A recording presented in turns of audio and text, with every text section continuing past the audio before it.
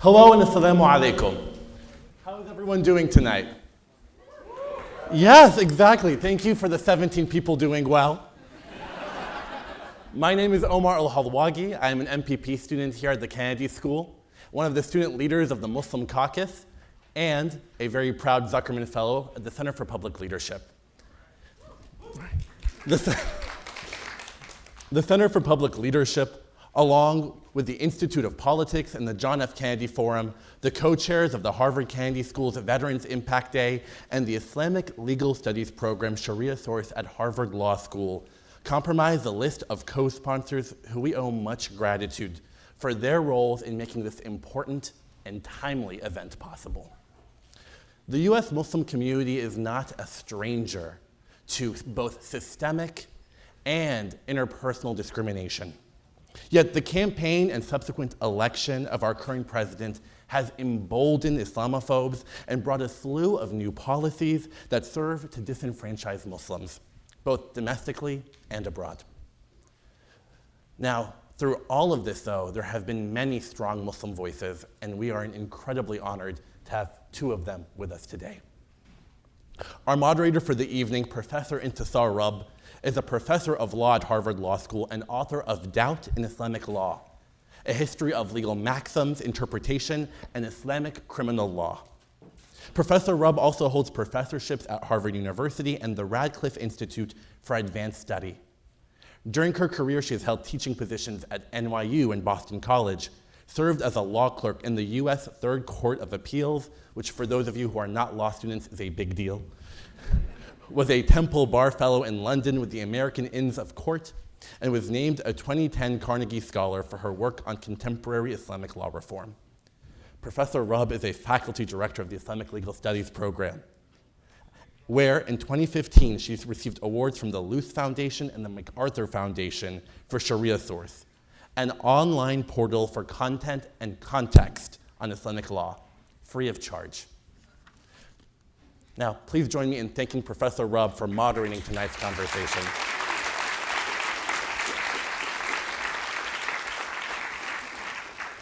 And I recognize I am not the man you all came here to see tonight, so I would like to introduce our guest of honor this evening, Mr. Khizr Khan. For many of us, our introduction to Mr. Khan was during his incredibly powerful speech at the Democratic National Convention. But long before then, Mr. Khan has been a force to be reckoned with. Mr. Khan was born in Pakistan, attended Punjab University and University Law School, and was licensed to practice law in 1974. After moving to the US, where he gained and earned his LLM, just right here at Harvard Law School, Mr. Khan gained membership to several bar associations, including the DC Bar and the New York State Bar. He is licensed to practice law in Washington, DC, New York, and federal district courts, Southern and Western districts of New York, and specializes in commercial civil litigation, discovery, and HIPAA compliance. But as many of you know, Mr. Khan is a Gold Star father, and in his work as a constitutional rights advocate, he has become one of the most important voices in ensuring that our civil rights and our constitutional rights are upheld for everyone in this room and in this country. So please join me in welcoming both Professor Intisar Rabb and Mr. Khizr Khan.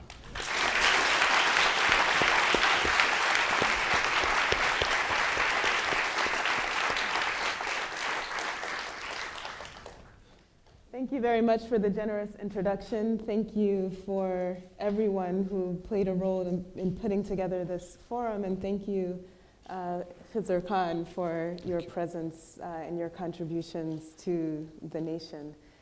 I want to start with a question that's perhaps on many people's mind, just to start with the moment that you were at the Democratic National Convention, where you took the country, and as I learned in the green room, the world, you moved the country and the world. Can you tell us about that moment and its aftermath? In what ways has that moment percolated in your conversations since then? Sure. I know it is out of etiquettes, but I stand before the leaders of this world. I must stand. I apologize for this this rudeness, but Well, then I stand with you. no, please, you remain seated. You remain seated. Remain seated, please. Sit. Before I answer your question, my comments never start without saying thank you to our veterans, those who have served before this country and this nation, those who serve today. Thanks to our law enforcement members and their families. They put their life in danger and keep us safe. Thank you. Thanks to the member of the State Department, our foreign officers, members of our intelligence agencies, their brave members serve the interest of this country regardless of how many challenges they face. So we are grateful. Again, you and I stand here today because of the accomplishment of our civil rights leaders. They brought us here. They brought us here so that all of us, each one of us, could stand and express our opinion, and express our opinion regardless of its opposition. So we are grateful to our civil rights leaders, and I am grateful to these institutions that have produced these and continues to produce the world leaders that will lead the humanity and the mankind. To answer your question, I have to share with you two stories. One, what moved us to the limelight at our own peril, what has continued to move us and had continued to remain standing and speaking was this, in simple.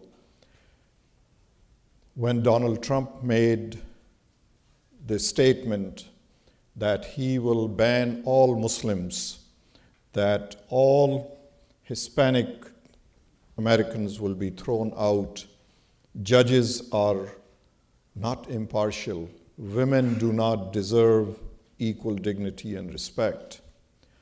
Our friends and their children will come to our home, small children, elementary school children, middle school children.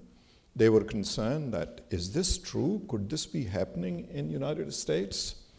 And they knew that I practice law. They would come to me with their small children. They would say, please tell them that this is just a political rhetoric, and I will hold them and I'll hug them. Not one, not two, many, several small children. I would encourage them. They would go back home and the parents will call and say, they don't eat well, they don't sleep well, they don't do their homework because their friends say you will be thrown out of here anyway. So we continue to encourage. Then came this, there was an article published about Captain Humayun Khan and how he stood in the face of terrorists, the menace in this world, how he stood single-handedly in front of the oncoming vehicle. He ordered his men to hit the ground. His colleagues tell us that that was not required of him. He could have simply ordered any soldier that was under his command to stop this vehicle and saved himself, but he went forward and he stopped that vehicle. But through that process, in that incident, he lost his life in care of others. We are his parents. We knew what our obligation is in care of others. We sat for 2 days when the invitation came to come to convention. There will be a tribute paid to Captain Humayun Khan. Would you come and say a few words? We said, could we wait? We asked our well-wishers, all of our well-wishers, including our other children, said, do not go. There will be such a political damage. There will be damage to your reputation. There will be damage to your peace, your future. Do not go. We sat and waited that somebody will talk about the values of this country. Somebody will talk about the Constitution, our inheritance, why we are hope, why we are beacon of hope for the rest of the world because of our values. Nobody was talking. Nobody was saying that forcefully. So we said we will go. We were told you have 2 minutes, say whatever you want to say. So I started to write my grievances, how these children were, what they were telling us, how they are feeling. While this is going through and we are still what to say, what not to say, came a card from Sophia. She wrote in that card to me, said, "My friends have written at the back of this card, please read." I read the card. And the card said it was from her friends. It said, "Mr. Khan, we love Sophia, she's our friend." This is elementary school children writing. "We love Sophia, she's our friend. Can she not be thrown out of this country?" That made us decide that we are going to go. We are going to go with whatever we have. We will not worry about that. And the rest is history. Most people don't know what inspired us to go. People have alleged things here and there and all that, but that was the reason that took us to this stage. Since then, we have become out of our privacy, out of our comfort. We have become known to the people, to the world. In Washington, D.C., after this, couple of weeks afterwards, I was walking on the street. A Hispanic lady, very humble and very kind, touches my arm and said, "Mr. Khan, I must tell you something." I said, "Yes." She said, "Thank you for speaking on behalf of all of us." I said, "Thank you," and I wanted to continue. She said, "No, but I have to tell you about my son." Now, this is after the speech. And she said, "My son is 10-year-old. I came home and I heard something in his room. I listened carefully. The door was closed. He was listening to your speech." I said, "Okay, maybe he's listening to it." Next day when he came back from school, I saw his door was closed. I listened. He was listening to your speech. Third day, same thing. I thought maybe he's fascinated because something new. He's listening it on his phone. Fourth day, I knocked at the door and I said, "Wait a minute, why are you listening to this every day? Why so many times? Once is enough, twice is enough." And so the son said, "Mother,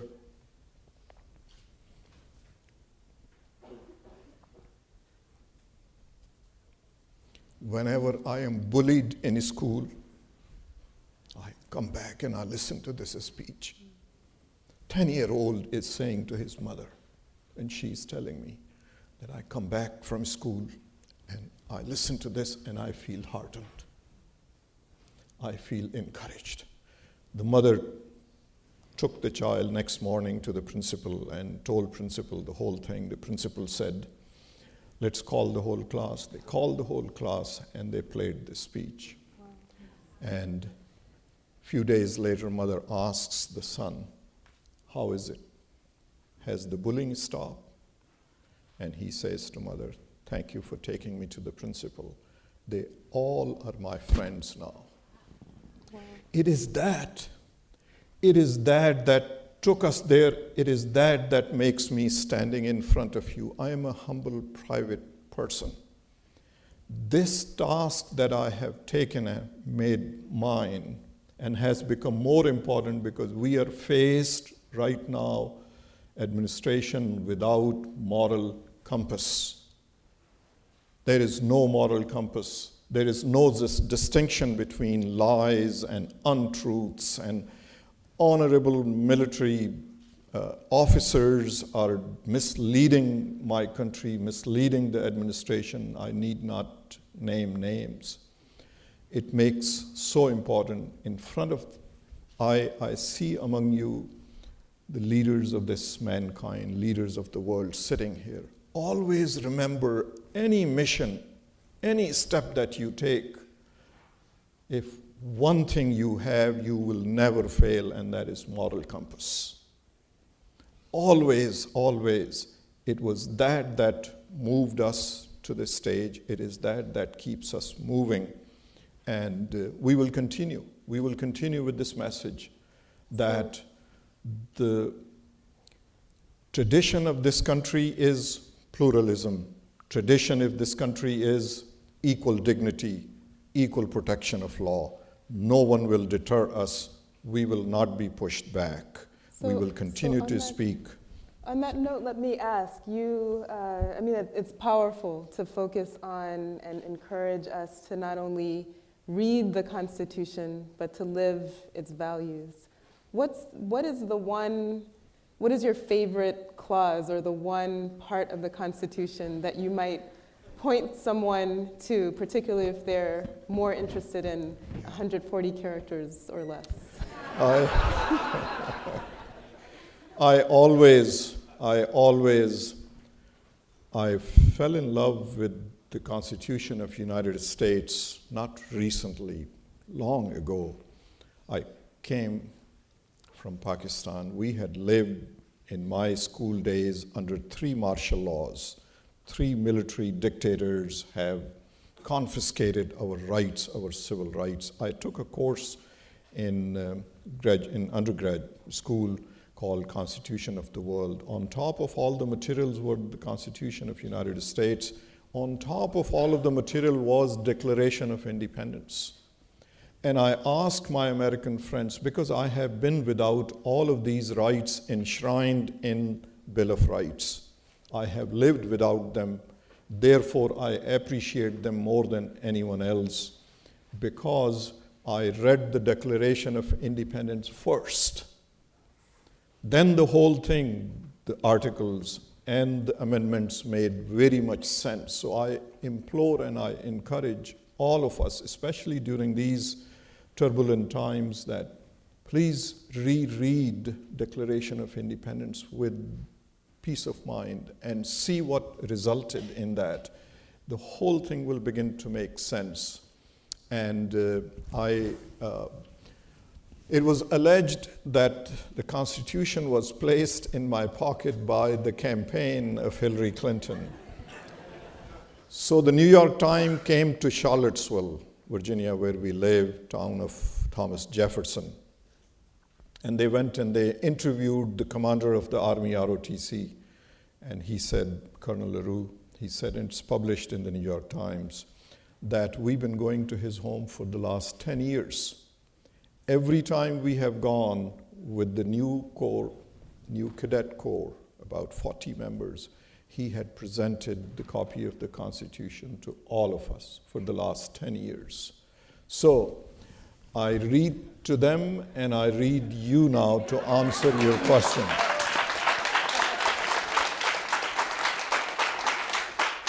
There is, you have to forgive me if I lose my composure, because I cannot finish section 1 of the 14th Amendment. It is so relevant today. It is so relevant applied to what my nation faces, what men and women, what the citizen of this country faces today, because of the moral compassless White House. That is what is missing in the White House. There is no moral compass. And look what our forefathers have said, drafted, and we have practiced for 240 years. And we shall continue to practice, because we continue to prevail.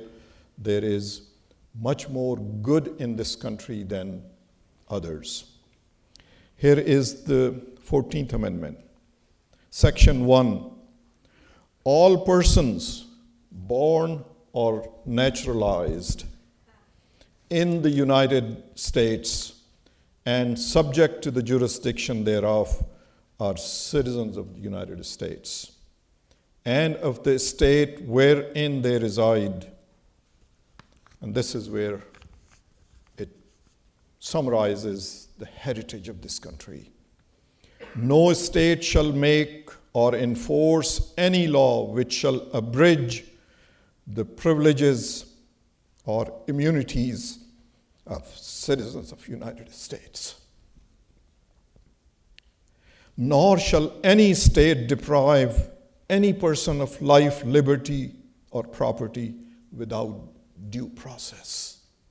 Talk about executive order, without due process. Due process of law. Nor deny any person within its jurisdiction the equal protection of laws. Professor, world has come knocking at our door. Television from Japan, from Korea, from China, from Middle East, from Germany, from France, from other European nations. And they have asked, what is it that you talk about? What is it? Show us. Show us what it is. My question to them had been, are you asking us, because everybody is asking that question, are you asking this question because you want to make your program interesting?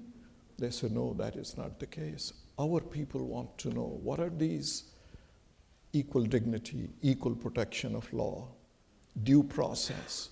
Most of the world, here are the leaders of the world sit before us, before me. Most of the world does not have these privileges and these dignities. Most of the world doesn't. We are a beacon of hope. There are many, many nations and countries, as you all know, that are studying the Constitution of the United States, the democracy of the United States, so that they can dignify their people, so that they can dignify their citizens with these rights that we were blessed and we have had for 240 years. So as you may know, the law school deans of the top 2 law schools now in the nation, Dean Martha Minow here at Harvard Law School, your alma mater, and Dean Robert Post from Yale Law School, they authored, I think, a powerful op-ed over the weekend saying that it is about the law, but it's not just about the law, and it's up to all of us to protect the law, the constitutions, the values, and the communities that we are a part of, that we call America.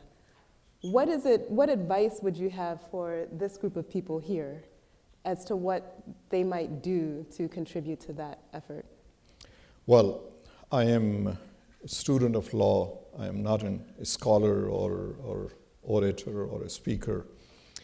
I stand before you with concern and care for the Constitution, for its values in my heart as I see them throughout this country and throughout the world. The only advice or opinion that I wish to share is this. You like it or not, history has chosen each and every one of us to remain standing in this time. Think for a moment. Sometime people don't decide or cannot decide what my role is going to be in humanity, in mankind. We are so fortunate, all of us are so fortunate to be part of this moment. This is crossroad. This is historical moment. There is a challenge for all of us. First, the challenge is that we accept that challenge. We accept that role of remain standing. Have voice. Say something. Do something in favor of the values that we have cherished, that we continue to enjoy, and rest of the world aspires. I always cite, whenever I'm in the presence of our future leaders that sit here today, Many years ago, then Justice Marshall has written an opinion, McCormick versus Maryland. In that decision, he wrote something that is so telling. And he says, I am paraphrasing, that Constitution of United States aspires to endure time. For it to endure time, it must live in hearts and minds of people. He did not say in the books, on the pamphlets and all that, in the hearts and minds of people. We are testament to that this country loves its plurality. Majority of this country loves the values enshrined in the Constitution. So my humble request and my humble suggestion would be that remain faithful to these values. These values have gone through test of time and have survived and shall survive. This dark chapter is momentary. You will look back, very soon you will look back and you will say, I am so glad I am part of this history of mankind. United States remains beacon of hope. Its values remain beacon of hope for the rest of the world. Remain standing, remain strong. I was sharing with a smaller group this afternoon earlier. Lots of people have reached out and have shared their experience of this difficult moment in history for my country. They have said, I was riding the bus. A stranger came to me and said, I am with you. Just that made me feel as if I have conquered the world. Simple words. Never underestimate the impact what you say, what you do in support of each other. Sometimes we want to say, well, I cannot protest or cannot go to the protest, I cannot make signs, or I don't agree with the protesters and all that. That is fine. As far as human being standing next to you, sitting next to you, walking next to you, if you agree with them, simply say, I am with you. And that will have such a positive impact on the person. So these are a few thoughts that I wanted to share, and then I'll answer more questions. Well, thank you. It's the simple, from the simple to the complex. There are ways for us all to contribute, and I think you and your family are a great testament to that very ideal and to living the values of this country. You and your family made the ultimate sacrifice in being a Gold Star parent, your son having died for this nation. There's somewhat of a critical question in here, and that is Shepard Fairey of the Obama Hope poster recently made posters for the protests. And one of those posters is a Muslim woman with an American flag draped on her. And before coming here, I was talking to someone about that, and there were parallels made. Is it necessary for you to drape yourself with an American flag to be American? The Latino and the black person that he depicted did not have these. Your son, in a very real way, came home draped in an American flag, having made this ultimate sacrifice. What would you say to someone who asks that question? Do you have to go an extra, do more to prove that you're American? And what is it that we really should be, how should we be looking at this? Well, that's a wonderful question. My experience had been otherwise. In a sense, I don't have to proclaim I'm a patriotic American Muslim. I am who I am. And the reason I say this loudly and clearly, and I repeat myself so that there is no doubt about that, if we want to accomplish that, making that a statement, that is wonderful. Whoever wishes, I am for, to my perils, I am for equal dignity. If somebody wishes to express their opinion, that is wonderful. By wearing a flag, that is my country's flag, I honor it. My son honored it. My family honors it. We don't wear it on us, but sometimes it is necessary to speak in defense when such symbols of a nation are questioned and challenged. If she felt to wear the flag, to declare that she's a patriotic American citizen, that is wonderful, regardless of faith. But it is not necessary. And can you share more about what led or how you had these conversations with your own children, your two sons who took very different paths? Yeah, well, I am blessed with 3 children. Captain Humayun Khan was our middle child. The other 2 are scientists, and they're accomplishing whatever they wish to accomplish in the field of medical science. Captain Humayun Khan, when he was undergrad at the University of Virginia, used to befriend Army ROTC cadets, and he always said to us, he said, I feel so much at home when I'm with them. They're such honorable people. I wish to pursue ROTC. And when your grown-up child comes to you and say, these are so honorable people, they work hard, they do things honorably, they take care of each other so wonderfully and all, and I wish to join them, what would you say? No, we are not for these values. So we agreed with some objection as caring parents that you will not have control of your life. When you join large organizations, you lose control of your life, meaning where you live, where you go work, they move you around and all of that. And he said, that's fine, I would like to do that. Same conversation we had when he was joining United States Army. That look, now also it is possible that you can withdraw. But he said, no, I enjoy it and I am going to join. And he commissioned. Throughout the 4 years that he was in the Army, his comments to us were, I am enjoying it.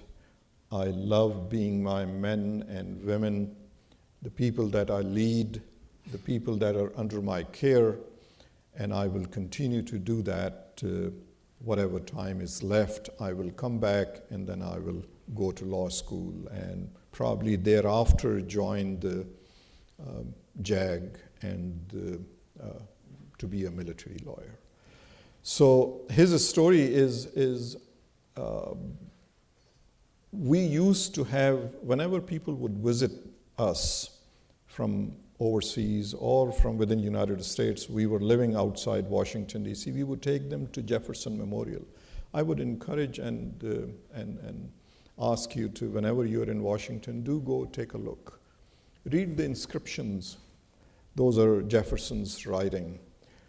As a Muslim, and there are Muslims in the audience, if you read them as a Muslim, those inscriptions mean so very much to you.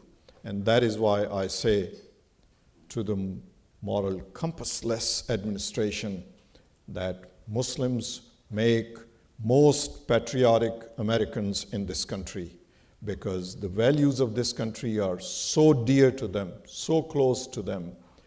A small group of criminals don't define most of Muslims. They are criminals, they must be defeated, but defeated by joining hands, not alienating the entire society, the entire community throughout the world. I have spoken to men and women of the armed forces that are serving overseas and their concerns.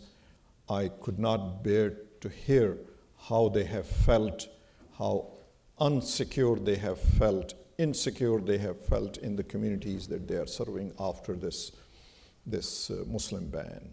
So it was done with malice, it was done with utmost incompetency, and we see that. I was in Miami, and my slogan there, because there were judges in the audience, was "Hands off my judiciary. Hands off my judiciary. You have maligned everyone, but you will not malign the judiciary." Members of the media are honorable people. In democracy, we have 4 institutions: judiciary, legislature, executive, and press. Quit maligning all institutions of my society, of my country, that we have established after centuries of a struggle and sacrifices. So we used to have these conversations in our home about Jefferson, about the books and all that. So children had that impression, and that is what, it is just so amazing, the article that Captain Humayun Khan wrote to be accepted at Hereford College. It's a residential dormitory type of arrangement at University of Virginia. And the title of his article was "Freedom Requires Vigilance and Sacrifice."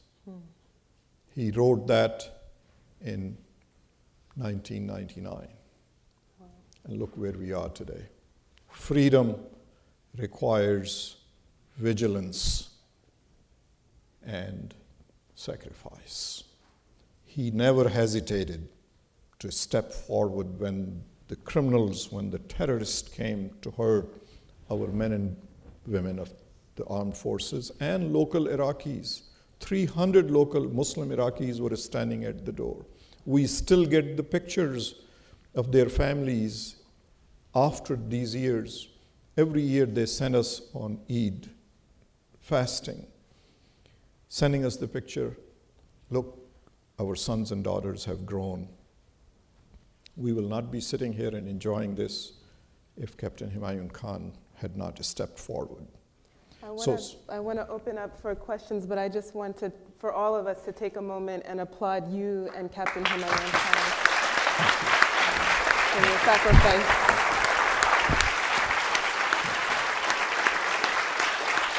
Thank you very much.